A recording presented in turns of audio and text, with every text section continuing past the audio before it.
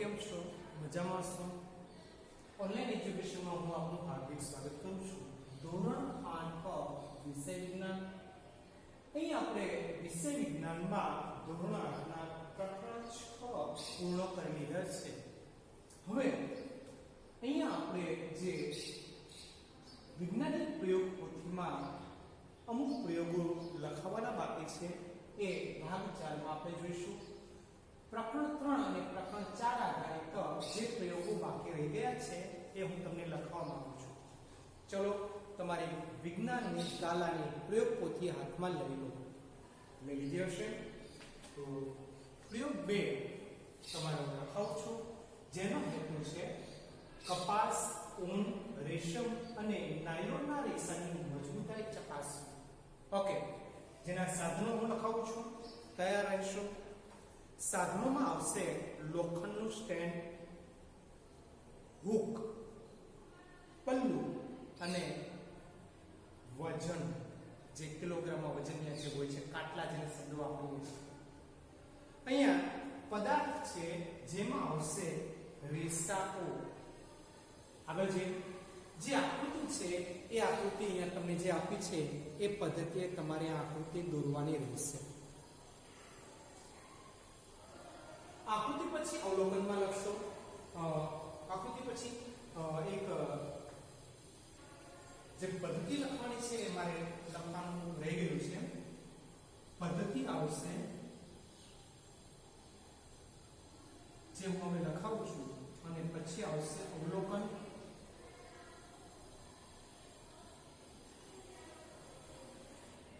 પછી આવશે તો ચલો આકૃતિ પછી પદ્ધતિ છે એ 6 પોઈન્ટમાં છે. પહેલો પોઈન્ટ લખશો કપાસ, ઊન, રેશમ અને નાયલોન દરેકના એક સરખી લંબાઈના અને એક સરખી જાડાઈના રેસા લેવાના છે અથવા દોરા લેવાના છે. હૂકવાળું લોખંડનું સ્ટેન્ડ લેવાનું છે. Point number 2. ત્રીજો, 60 સેમી લંબાઈના કપાસના રેસા એટલે કે દોરાના એક છેડે હલકું પલ્લું બાંધવાનું છે અને તેના બીજા છેડાને સ્ટેન્ડના હૂક સાથે બાંધીને પલ્લું લટકવાનું છે. ચોથો પોઈન્ટ, પલ્લામાં એક પછી એક વજન ઉમેરતા જવાના છે. પાંચમો પોઈન્ટ, જે વજનથી દોરો તૂટે તે વજન તમારે નોંધવાનું છે. આ વજન કપાસના રેસાની મજબૂતાઈ દર્શાવશે. પોઈન્ટ નંબર 6, આ જ પ્રમાણે ઊન, રેશમ અને નાયલોનના દોરા તમારે લેવાના છે અને ઉપર મુજબનો ઉપયોગ કરવાનો છે. દરેક વખતે જે તે દોરાની મજબૂતાઈ દર્શાવતા વજન તમારે નોંધ કરવાની છે. આ પરથી શું નિર્ણય તારવશો? તો આપણે હવે અવલોકનમાં જઈએ. અવલોકન કોષ્ટક જુઓ.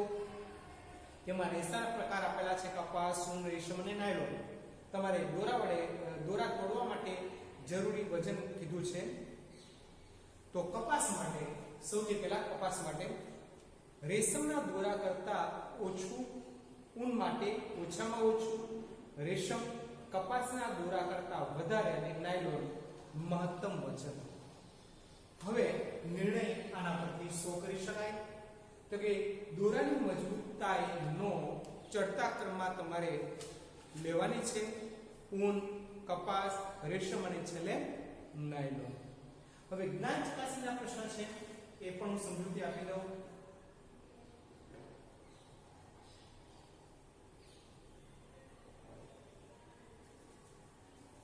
તો તમારી પાસે વિકલ્પો છે 6. પહેલો પ્રશ્ન છે નીચેનામાંથી કૃત્રિમ રેસા કયા છે? બી, એક્રેલિક, કારણ કે એ માનવ નિર્મિત છે. લાકડાના માવા પર રાસાયણિક પ્રક્રિયા કરીને બનાવેલા માનવ સર્જિત રેસા કયા છે? એમાં આવશે સી, રેયોન. ત્રીજો ક્વેશ્ચન, રેયોન કોના જેવો રેસો છે? એમાં આવશે બી, રેશમ. ચોથું, ઊન જેવા ગુણધર્મો ધરાવતા સંશ્લેષિત રેસાઓ કયા છે? એમાં આવશે એક્રેલિક. નીચે પૈકી કયા બંને થર્મોપ્લાસ્ટિક છે? એમાં આવશે પોલિથીન અને પીવીસી. છઠ્ઠો ક્વેશ્ચન છે નીચેના પૈકી શેનો ઉપયોગ વિદ્યુત સ્વિચો બનાવવા માટે થાય છે? એમાં આવશે બેકેલાઇટ. ઘરમાં રહેલી સ્વિચ છે એ બેકેલાઇટની બનેલી હોય છે. ખાલી જગ્યા કપાસ એ ખાલી જગ્યા તરીકે ઓળખાતો પોલિમર છે, એમાં આવશે સેલ્યુલોઝ. પર્વતારોહણ માટે દોરડા બનાવવા ખાલી જગ્યા રેસાનો ઉપયોગ થાય છે, તેમાં આવશે નાયલોન. તો ચલો અહીંયા તમારો પ્રયોગ 2 પૂર્ણ. હવે પહોંચીશું પ્રયોગ 3 પાસે. પ્રયોગ ત્રીજો.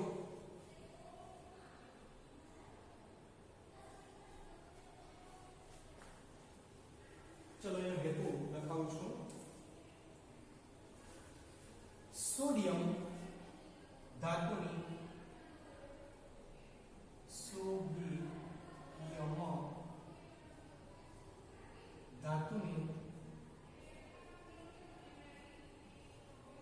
પાણી સાથેની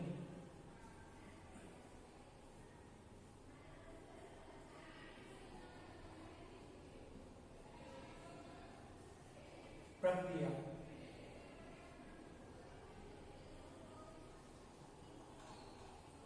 ઓકે વિદ્યાર્થી મિત્રો, તમારા જે વિજ્ઞાન ગ્રાફોથી છે ને પાના નંબર 8 પર જુઓ.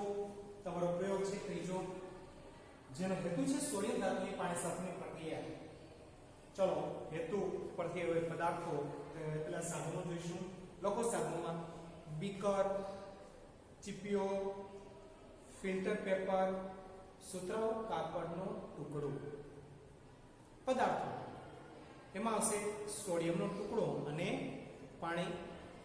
ચલો પદાર્થો અને સાધનો લખાઈ ગયા છે. આકૃતિમાં જઈશું. આ આકૃતિ છે તમારા બાજુમાં એ આપેલી આકૃતિ જેવી જ આકૃતિ તમારે ડ્રો કરવાની છે.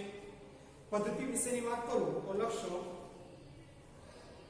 કાચું બીકર લઈ તેને પાણીથી અડધું ભરવાનું રહેશે. કેરોસીનમાં રાખેલી સોડિયમ ધાતુને કેરોસીનમાં જ રાખી ચપ્પા વડે તેમાં નાના ટુકડા તમારે કાપવાના છે. ત્રીજો પોઈન્ટ, ચીપિયા વડે આ ટુકડાને કેરોસીનમાંથી બહાર કાઢી ફિલ્ટર પેપરની મદદથી સૂકવી દો અને પછી તેને સુતરાઉ કાપડના ટુકડામાં લપેટો. ચોથો પોઈન્ટ, સોડિયમના ટુકડાને પાણી ભરેલા બીકરમાં કાળજીપૂર્વક મૂકો. પાંચમો પોઈન્ટ, સોડિયમની પાણી સાથેની પ્રક્રિયાનું દૂર રહી ધ્યાનથી અવલોકન કરો. છઠ્ઠું, પ્રક્રિયા પૂરી થાય ત્યારે બીકરના પાણીમાં લાલ અને ભૂરા લીટમસ પત્રોનો અડકાડીને અવલોકન કરી આ પરથી તમારે નિર્ણય તારવવાનો છે. તો અવલોકન લખાવી રહ્યો છું. સોડિયમ પાણી સાથેની પ્રક્રિયાથી સળગી ઉઠે છે. પહેલું, લાલ લીટમસ પત્ર ભૂરું બને છે, જ્યારે ભૂરા લીટમસ પત્ર પર કોઈ અસર થતી નથી. નિર્ણય, સોડિયમ પાણી સાથે પ્રક્રિયા કરીને બેઝ બનાવે છે. શું બનાવશે? બેઝ. હવે જ્ઞાન ચકાસણીના પ્રશ્નોની વાત કરું તો પહેલો, બીજો, ત્રીજો, ચોથો અને 5 વિકલ્પો છે. પહેલો વિકલ્પ, કયું ધાતુ તત્વ સામાન્ય તાપમાને પ્રવાહી સ્વરૂપમાં હોય છે? તમે કહેશો પારો. બીજું, કયું અધાતુ તત્વ સામાન્ય તાપમાને પ્રવાહી સ્વરૂપમાં હોય છે? તમે કહેશો બ્રોમિન. બી, કઈ ધાતુને કેરોસીનમાં રાખવામાં આવે છે? તમે કહેશો સોડિયમ. એ, સામાન્ય રીતે ધાતુ તત્વ મંદ હાઇડ્રોક્લોરિક એસિડ સાથે પ્રક્રિયા કરી કયો વાયુ ઉત્પન્ન કરશે? તમે કહેશો હાઇડ્રોજન. ડી. પાંચમું, કઈ ધાતુ અધાતુ ખૂબ જ સક્રિય છે? તમે કહેશો ફોસ્ફરસ. હવે બીજો પ્રશ્ન છે, તફાવતના 4 મુદ્દા આપો. ધાતુ અને અધાતુ. પહેલા ધાતુ વિશે વાત કરીએ. પહેલો પોઈન્ટ, ધાતુ સખત હોય છે. અધાતુમાં લખશો અધાતુ નરમ હોય છે.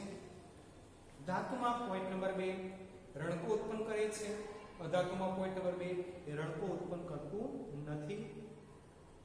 ધાતુનો ત્રીજો પોઈન્ટ, ખેંચીને તાર બનાવી શકાય છે.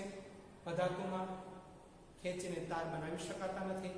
ધાતુનો પોઈન્ટ નંબર 4, એને ટીપીને પતરું બનાવી શકાય છે. અધાતુમાં ટીપીને પતરું બનાવી શકાતું નથી. તો વિદ્યાર્થી મિત્રો, આ હતો પ્રયોગ ત્રીજો. તો એ ટાઇટલ આવશે પ્રયોગ નંબર 4. પ્રયોગ ચોથો,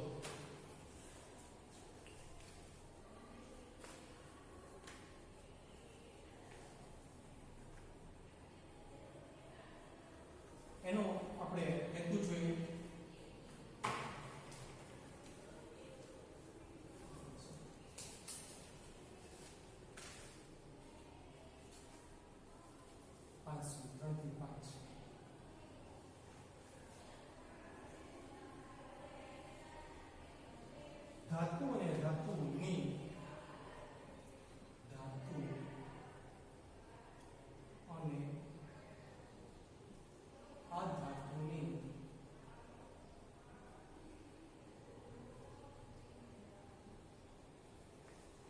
એસિડ અને મંદ સલ્ફ્યુરિક એસિડ HCl અને મંદ HCl મંદ હાઇડ્રોક્લોરિક એસિડ મંદ હાઇડ્રોક્લોરિક એસિડ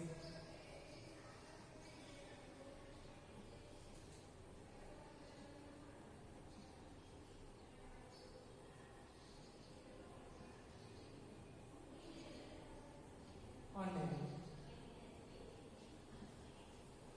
સલ્ફ્યુરિક એસિડ મંદ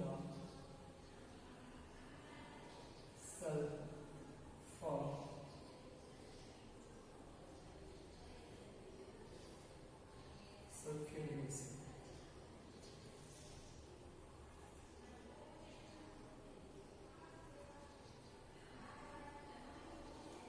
એસિડ સાથેની પ્રક્રિયાનો અભ્યાસ કરવાનો છે.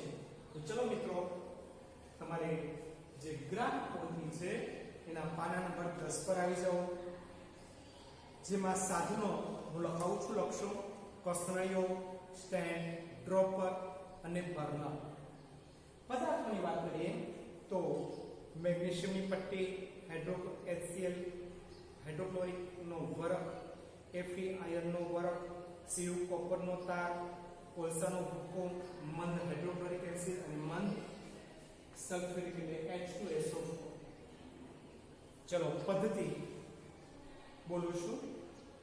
આપેલ ધાતુ પદ્ધતિમાં પહેલો પોઈન્ટ રહેશે, આપેલ ધાતુ અને અધાતુના નાના ટુકડા કે ભૂકા નમૂનાને અલગ અલગ કસનળીમાં લઈ તેના પર A, B, C, D અને E અને F લેબલ તમારે લગાડવાનો છે. બીજો પોઈન્ટ, ડ્રોપરની મદદથી કસનળીમાં વારાફરતી મંદ હાઇડ્રોક્લોરિક એસિડ ના 5 મિલીલીટરના ટીપા નાખવાના છે, 5 ml ના ટીપા નાખવાના છે. ત્રીજો પોઈન્ટ, પ્રક્રિયાનું ધ્યાનથી તમારે અવલોકન કરવાનું છે, દ્રાવણને સહેજ ગરમ કરીને અવલોકન કરવાનું છે. ચોથો પોઈન્ટ, દરેક કસનળીના મુખ આગળ સળગતી મીણબત્તી તમારે લઈ જવાની છે. પાંચમો પોઈન્ટ, આ જ રીતે મંદ સલ્ફ્યુરિક એસિડ લઈ ઉપર મુજબનો પ્રયોગ તમારે કરવાનો છે અને તમારા અવલોકનોની નોંધ કરવાની છે. તો આ નોંધ થયા પછી તમારા જે પદ્ધતિ છે એ પૂર્ણ થાય છે. અવલોકન વિશેની વાત કરું તો પહેલા તો આપણે આ અવલોકન કોષ્ટકમાં જોઈએ, પાના નંબર 11 પર આવેલું છે. એમાં મંદ હાઇડ્રોક્લોરિક એસિડની પ્રક્રિયા ઓરડાના તાપમાને સહેજ ગરમ કરતા, બરાબર છે, અને મંદ સલ્ફ્યુરિક એસિડની પ્રક્રિયા ઓરડાના તાપમાને સહેજ ગરમ કરતા વિશેની વાત. તો કેપિટલ A વાળું મેગ્નેશિયમ પટ્ટી A લેબલ વાળી, એમાં H2 વાયુ વિશેની વાત કરીએ છીએ, મુક્ત થાય છે, બરાબર છે, સહેજ ગરમ કરતા ઝડપી પ્રક્રિયા થાય છે. મંદ સલ્ફ્યુરિક એસિડની પ્રક્રિયા પછી લખાવીશ. એલ્યુમિનિયમનો વરખ, એમાં H2 વાયુ ઉત્પન્ન થાય છે અને ઝડપી પ્રક્રિયા થશે. લોખંડના ભૂકામાં હાઇડ્રોજન વાયુ ઉત્પન્ન થશે, એ ઝડપી પ્રક્રિયા થશે. તાંબાના પાતળા તાર વિશેની પ્રક્રિયા ધીમી થશે, પ્રક્રિયા થતી જ નથી. કાર્બનના ભૂકામાં પ્રક્રિયા થતી નથી અને પ્રક્રિયા થતી નથી. અને છેલ્લે સલ્ફરના ભૂકામાં પ્રક્રિયા થાય છે પણ ધીમી થતી નથી. હવે મંદ સલ્ફ્યુરિક એસિડ સાથેની પ્રક્રિયા, મેગ્નેશિયમની પટ્ટી કે A લેબલ વાળામાં H2 ઉત્પન્ન થશે, ઝડપી પ્રક્રિયા થશે. B લેબલમાં H2 ઉત્પન્ન થશે, ઝડપી પ્રક્રિયા થશે. C લેબલમાં H2 ઉત્પન્ન થશે, ઝડપી પ્રક્રિયા થશે. D લેબલમાં પ્રક્રિયા થતી નથી અને પ્રક્રિયા થતી નથી. E લેબલ માટે પ્રક્રિયા થતી નથી. F લેબલ માટે પ્રક્રિયા થતી. તો આ થયા તમારા અવલોકનનો નિર્ણય જોઈએ. ધાતુઓ મંદ એસિડ સાથે પ્રક્રિયા કરી હાઇડ્રોજન વાયુ મુક્ત કરે છે. અધાતુઓ મંદ હાઇડ્રોક્લોરિક એસિડ અને H2SO4 એટલે કે મંદ સલ્ફ્યુરિક એસિડ સાથે પ્રક્રિયા કરતા નથી. જ્ઞાન ચકાસણીના પ્રશ્નો જોઈએ. 3 ક્વેશ્ચન છે. નીચેના પૈકી ધાતુ તત્વ કયું છે? તો એમાં આવશે D કેલ્શિયમ. નીચેના પૈકી અધાતુ તત્વ કયું છે? એમાં આવશે આયોડિન. સોડિયમ પાણી સાથે પ્રક્રિયા કરી કયો વાયુ ઉત્પન્ન કરે છે? તમે કહેશો હાઇડ્રોજન. તો અહીંયા કુલ 4 પ્રયોગો પૂર્ણ. છેલ્લો પ્રયોગ પૂર્ણ કરતાની સાથે પ્રથમ સત્રની ગ્રાફ પોથી અહીંયા પૂર્ણ કરીશ. આ છેલ્લો પ્રયોગ છે જે પ્રયોગ પોથીમાં લખવાનો છે એ છે પ્રયોગ 5નો. ચલો એના હેતુ જોઈ લઈએ. અહીંયા પ્રયોગ 5 પૂર્ણ થતાની સાથે તમારી ગ્રાફ પોથી પ્રથમ સત્ર સુધી પૂર્ણ ગણાશે. બીજા સત્રમાં નવા પ્રયોગથી આગળ વધીશું. તો વિસ્થાપન પ્રક્રિયાનો અભ્યાસ કરવાનો છે તમારે. વિસ્થાપન પ્રક્રિયાનો અભ્યાસ.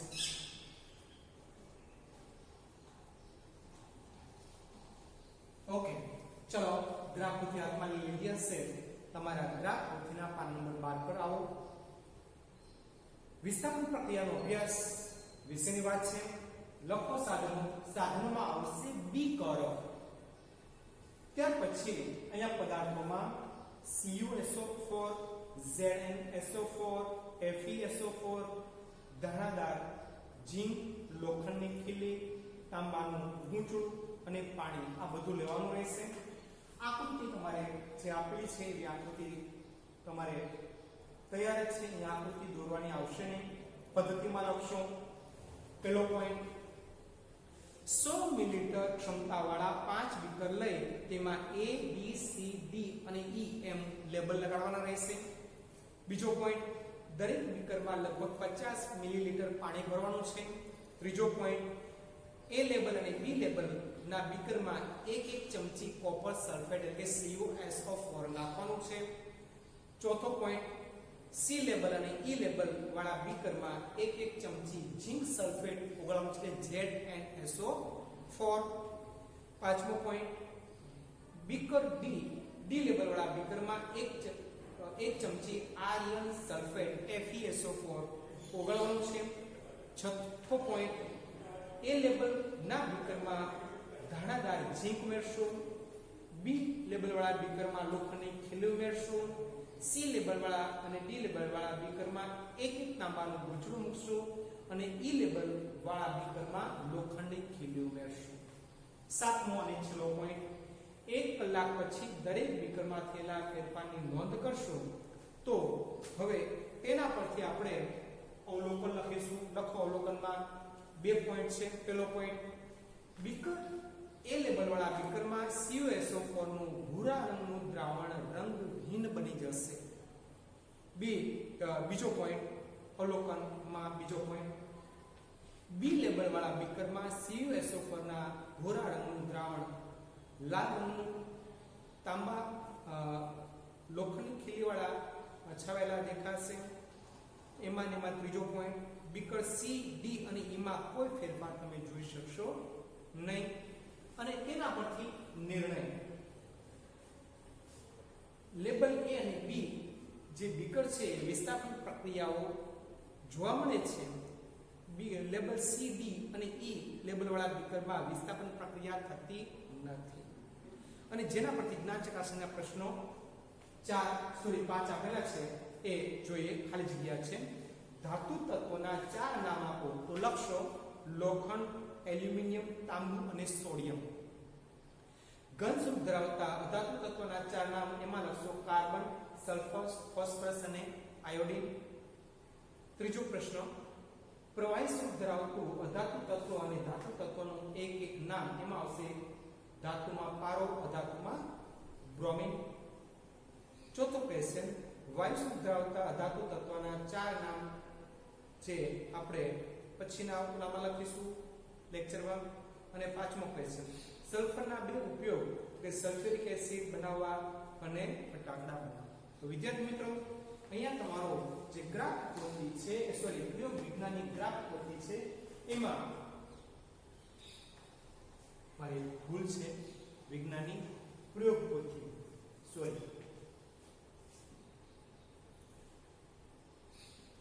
ગણિત પણ લઉં છું માટે મારા ભૂલથી મેં લખી નાખ્યું છે ગ્રાફ પોથી, પરંતુ આ વિષય વિજ્ઞાન હોવાથી પ્રયોગ પોથી બાય મિસ્ટેક લખાયું છે. તો અહીંયા પ્રથમ સત્રના જે પ્રયોગો છે એ 1 થી 5 પ્રયોગો છે પ્રથમ સત્રના હતા જે મેં અહીંયા પૂર્ણ કરેલા છે. અહીંયા આપણું આ લેક્ચર પૂર્ણ થાય છે. આવજો, બાય બાય.